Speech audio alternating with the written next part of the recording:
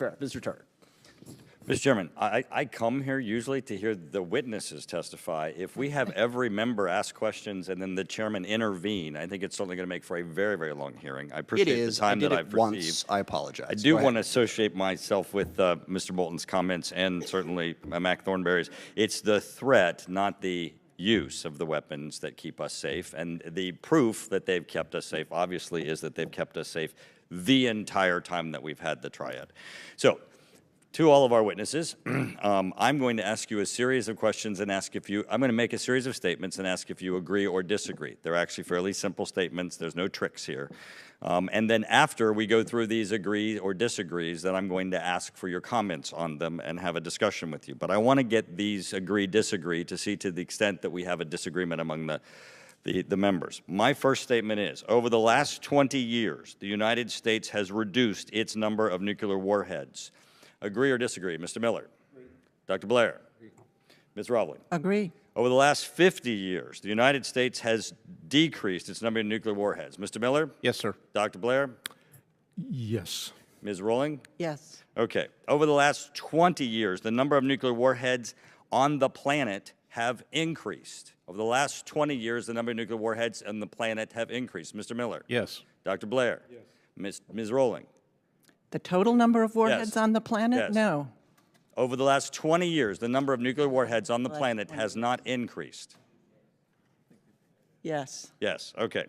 Over the last 50 years, Mr. Miller, has the number of nuclear warheads on the planet increased? No, not given the large. No. Dr. Blair? No. Okay. No. Ms. Rovling, no. Okay.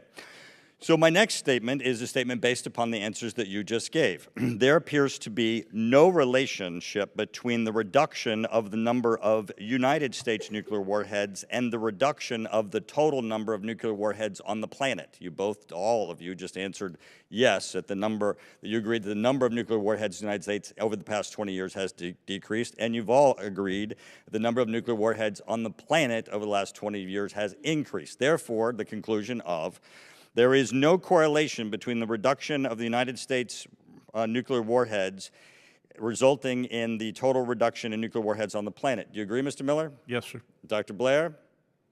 Didn't quite follow that. I have to think about that. Sorry. If we reduced our nuclear warheads and the total number on the planet did not go down, there is no correlation between our reduction of our nuclear warhead numbers and the aggregate number on the planet. Correct, Dr. Blair? Agree? I think so, yes. Yes. Ms. Rovling? I don't buy the logic of it. I think it's the wrong. It's just math, Ms. Rovling. I It's think not it is logic. the wrong It's just question. math. If our number goes down and the don't number on the dispute the planet math. does I not go down, dispute- there is no correlation I between dispute the the aggregate conclusion number. that you're making. And that's why I ask these questions, because, Ms. Rovling, your answer is fantasy. I mean, it is absolutely total numbers. It's just math. Let's go to the next one.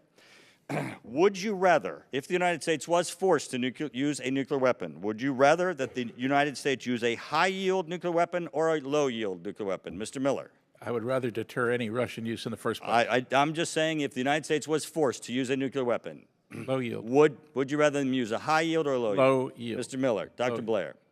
A nuclear weapon is a nuclear weapon, and a low-yield weapon is a misnomer because it's actually a very high-yield weapon. So you say there's no difference. Ms. Rovling? I agree with Bruce. That there's no difference. The Russian nuclear policy states that they will use nuclear weapons to escalate a conflict for the purposes of de-escalating the conflict. It has been said that the fact that they have low-yield nuclear weapons factors into this nuclear posture statement, and that it is because they believe that if they use a low-yield nuclear weapon and the only thing we have to respond with is a high-yield nuclear weapon, that in fact we would not respond, that in fact we would be forced to pause. Mr. Miller, do you agree with that? Yes, sir. Dr. Blair, do you agree with that? Totally disagree. Ms. Rovling, do you agree with that? I disagree as well. Well, I'm going to now do my portion of testimony as the chairman has. I agree with Mr. Miller. If you're Putin and you think we only have big ones and we're not going to use them because they're big, I think that you actually change the calculus of first use for Russia. Now, on, on no first use, since Russia believes in escalating to de-escalating, wouldn't our adopting a no first use have no effect on their nuclear posture? Because their calculus is use to escalate to de-escalate. So if we say we're no first use, it has no calculus in their military strategy to use or not use nuclear weapons, correct, Mr. Miller? That is absolutely correct. Dr. Blair? That's right, because the Russians rely on de-escalation to the use of nuclear weapons to compensate for their conventional weakness. Ms. Rowling? So I'm not sure I'm following the question. The gentleman's about the time has linkage to expired. first Mr. Carbajal.